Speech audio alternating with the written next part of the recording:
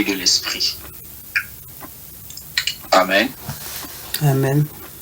Le fruit de l'esprit et de la bienveillance.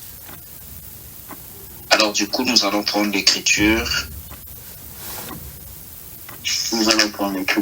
La sœur Clador va nous lire Galates chapitre 5,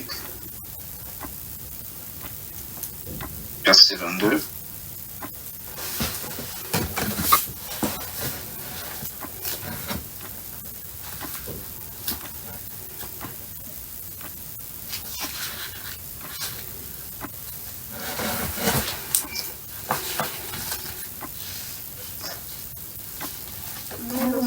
C'est l'amour, la joie, la paix, la patience, la bonté, la bénignité, la fidélité, la douleur, la tempérance. La douceur, pardon, c'est la tempérance.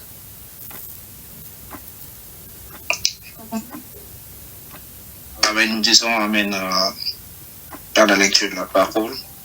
Amen. Amen.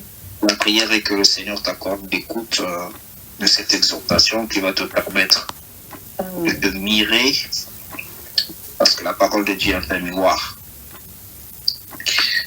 Et tu te regardes bien afin que tu corriges là où, avec l'aide du Seigneur, bien entendu, tu corriges là où tu te retrouves à la grâce du Seigneur. Parce que quand tu as cru à la parole, le but c'est que tu sois transformé à l'image et à la ressemblance du Père, du Fils de Dieu, si tu veux. Parce que lorsque Adam a été créé, Adam fut créé à l'image et à la ressemblance de Dieu. Et l'image et la ressemblance de l'Éternel n'est autre que Jésus-Christ. Il est l'image du Dieu invisible. Et ce Christ qui habite en toi, tu dois te transformer à son image. Eh bien, c'est en produisant les fruits de l'esprit. Amen. Amen. La bienveillance. Le lundi, mardi, on pense bien, nous avons parlé sur la fidélité. Je parle de ça en termes d'exhortation parce que si je mets ça en version enseignement, ça sera tellement long. Ça va tirer en longueur, ça va nous demander de creuser en profondeur afin de te faire asseoir dans la connaissance. Je commence par te donner la définition sur la bienveillance. La bienveillance, Galates chapitre 5, verset 22, je te le parle par rapport au fruit de l'esprit. La bienveillance, du point de vue littéral, si tu veux, c'est simplement une bonté active. Dans la bienveillance, tu as beaucoup de vertus, telles que la douceur dans l'attitude. C'est ça aussi la bienveillance. La bienveillance, je peux te le définir aussi comme la disposition du cœur à faire du bien. Amen. La disposition du cœur à faire du bien. La bienveillance cherche à relever et non à écraser. C'est important pour toi, n'est-ce pas? La bienveillance cherche à relever et non à écraser. Cette qualité échappe à bon nombre de chrétiens, de croyants, des pasteurs, bref, de cette génération perverse. La bienveillance, comme la maîtrise de soi, la douceur, n'est pas en soi une faiblesse. Ce n'est pas une faiblesse émotionnelle. Mais c'est une force morale guidée par l'amour. La bienveillance marche avec l'amour. Je te donne l'écriture de Romains chapitre 2, verset 4. Romains chapitre 2, verset 4, la sœur Clador va lire. Romains chapitre 2, verset 4.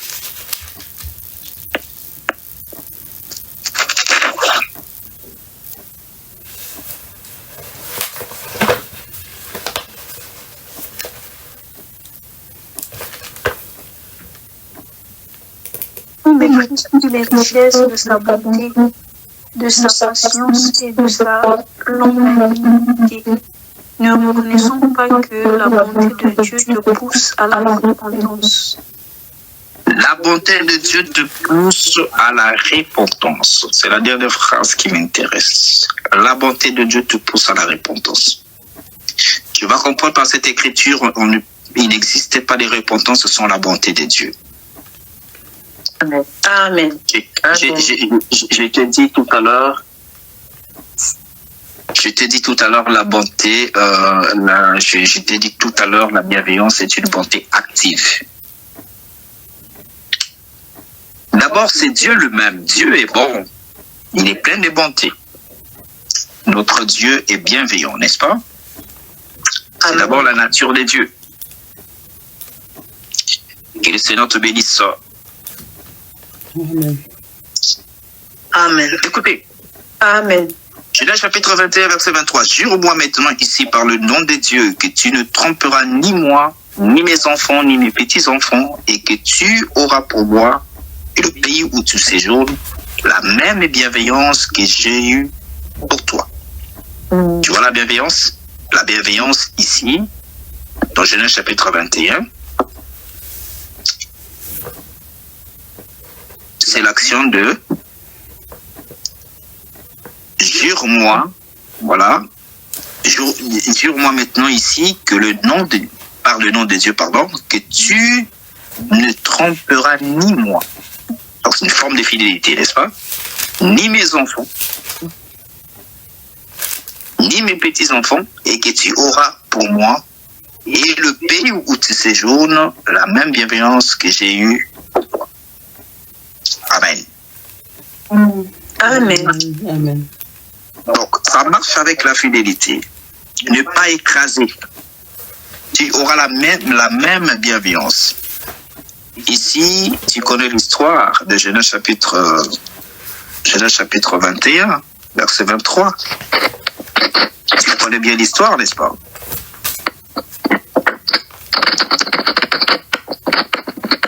Ma soeur, je m'adresse à toi. Tu connais bien l'histoire?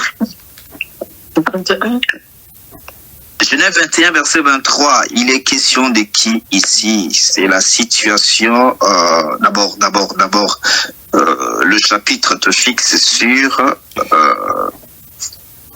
le chapitre te situe après la naissance d'Isaac, n'est-ce pas? L'enfant de la promesse.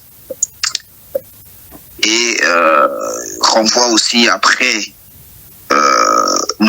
après le renvoi d'Agar et d'Ismaël, donc là on est au chapitre 21, verset 8 à 21, Abraham est maintenant reconnu comme un homme béni par Dieu. Donc dans Genèse chapitre 21, après le verset 21, Abraham est reconnu comme un homme béni par Dieu, prospère et très influent.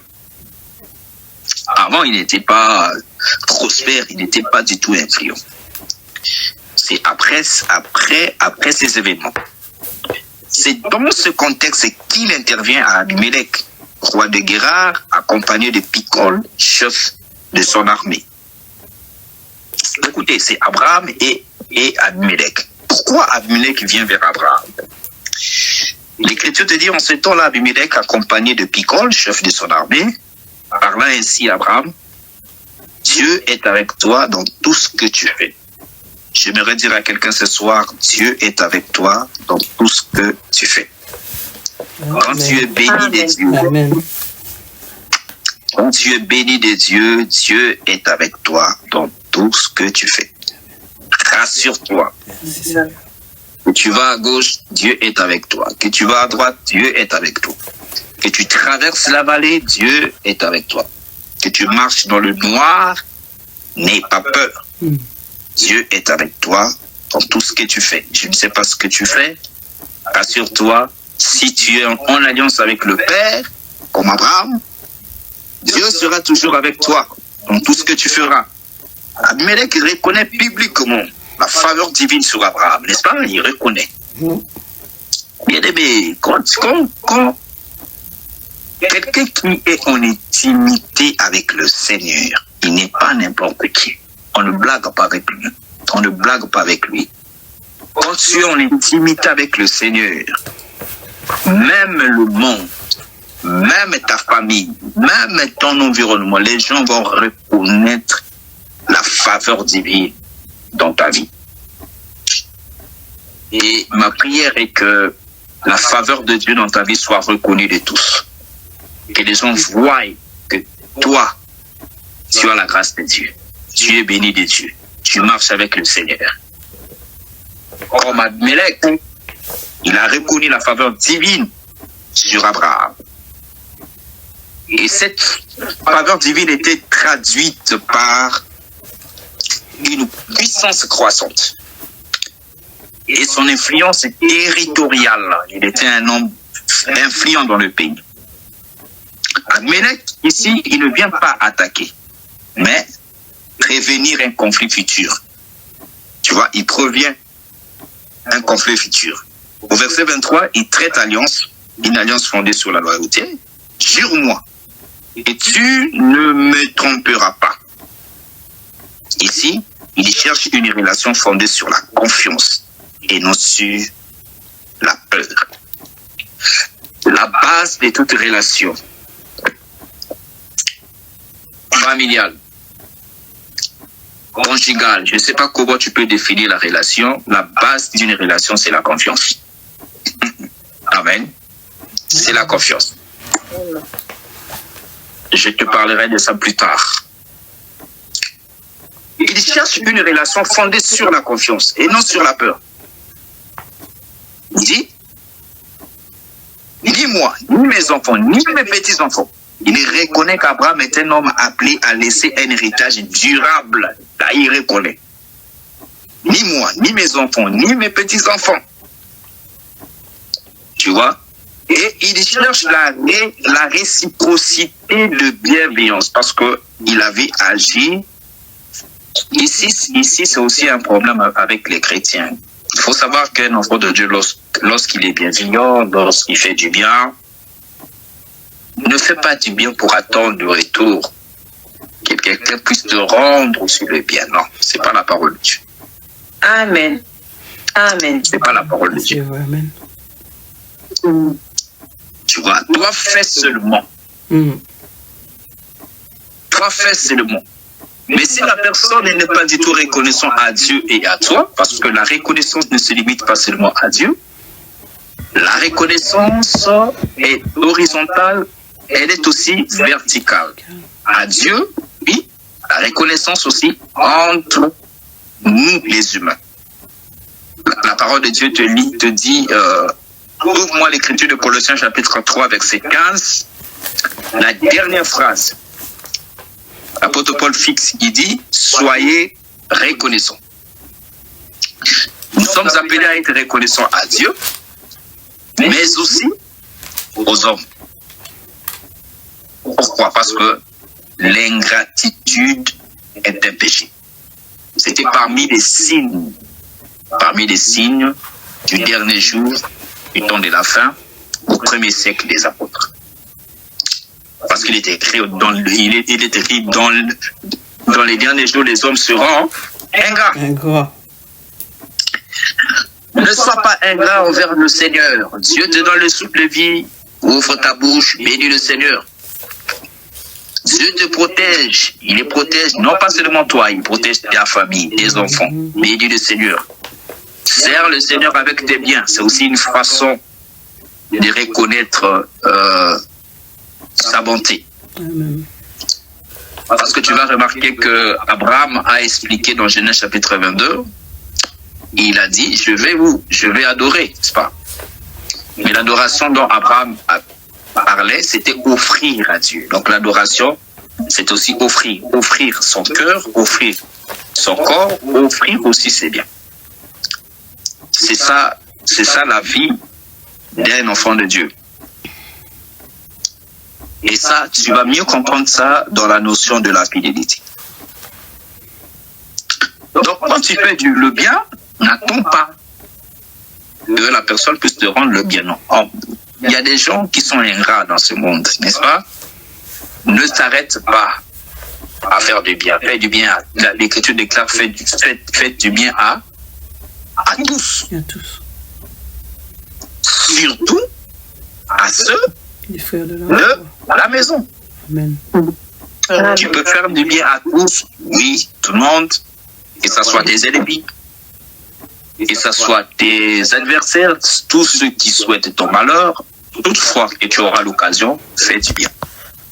À des gens que tu ne connais même pas le visage, fais-le. Amen. Mais la Bible met l'accent surtout. Surtout. Un enfant de Dieu ne peut pas se mettre là à faire des dons, commence à faire des dons à des païens, à des inconnus. Mais les frères de l'Église, les frères et sœurs, il est incapable, n'est-ce pas, à poser des actes de charité ou de bienveillance. Et ça, c'est contre l'Écriture. Amen. Amen. Amen. Donc ici, Abimelech a réclamé. Il reconnaît l'influence d'Abraham. Un homme appelé à laisser un héritage durable. Il dit, jure-moi, ni moi, ni mes enfants, ni mes petits-enfants, que tu agiras. Donc, il a réclamé une réciprocité de bienveillance. Selon la bienveillance que j'ai eue pour toi. Amen. Moi, j'aime ça. Ça, c'est un modèle pour tous les enfants de Dieu. Quand quelqu'un te fait du bien, il faut lui rendre aussi le bien. Non pas pour lui, mais pour Dieu. Amen. C'est une façon pour toi de craindre le Seigneur. Amen. Mais quand tu fais du bien à quelqu'un, quelqu'un te rend le mal. Ne te tourmente pas, ne change pas, reste constant. Un enfant de Dieu marche dans la constance. Toi, applique la parole. Pourquoi? Parce que l'Écriture te dit, en faisant ainsi, ce sont des charbons Ardent. ardents sur sa tête. Amen. C'est clair, n'est-ce pas? C'est Paul qui le dit dans les livres de Romains, je pense bien. Donc le mot utilisé ici traduit carrément une bonté, une loyauté d'alliance. Abimelech ne demande pas seulement la paix, mais une relation fondée sur la fidélité mutuelle. Que Dieu te bénisse. Amen. Amen. Les enfants de Dieu doivent se pardonner mutuellement. La mutualité existe dans la vie chrétienne. Les enfants de Dieu doivent se supporter. Les enfants de Dieu doivent se porter les fardeaux mutuellement, les uns les autres. Amen. C'est ça la crainte de Dieu. Ça sera une preuve tangible que tu as le Saint-Esprit. Que le Seigneur te fasse grâce. Amen. Amen. Amen. Même les païens reconnaissent quand Dieu est avec quelqu'un. Abimelech n'était pas en alliance avec Dieu, n'est-ce pas? Il était un païen. Mais ce qui attire mon attention, bien que païen, bien que incirconcis, bien que, voilà, idolâtre, il reconnaît que Dieu était avec Abraham. C'est pourquoi, toi, en tant qu'enfant de Dieu, les païens doivent reconnaître que toi, tu crains Dieu. Ils doivent reconnaître que toi, tu crains Dieu. Toi, tu marches dans la sanctification. Toi, tu n'es pas dans les choses bizarres. C'est regrettable de voir des enfants de Dieu qui prient. Tu pries, mais tu ne parles pas avec tes parents. Tu ne parles pas, c'est-à-dire que tu considères tes parents comme si tes parents étaient tes ennemis. C'est regrettable. Nous avons eu à traiter des dossiers dans le ministère qui trouvent, par exemple, où les enfants et les parents ne se parlent pas. Mais c'est des gens qui prient. Le parent ne se parle pas avec ses enfants. Mais il est là en train de chanter, d'adorer, de dire que non, je suis un enfant de Dieu. Non. On trouve même des hommes de Dieu entre eux qui ne se parlent pas, qui ne se disent pas bonjour. Quelle génération? Mais les gens tiennent la Bible. Ils ont le nom de Jésus à la bouche. Et le Seigneur te parle. Les païens doivent reconnaître quand Dieu est avec toi. Ils doivent Abimelech a reconnu. Abraham craignait Dieu. Abraham craignait son Dieu. Abraham avait la faveur de Dieu. La faveur divine devient un témoignage biblique. La faveur de Dieu dans ta vie doit devenir un témoignage biblique. Partout là où tu vas, au travail. Dans la famille, parce que dans la famille, tout le monde ne prie pas.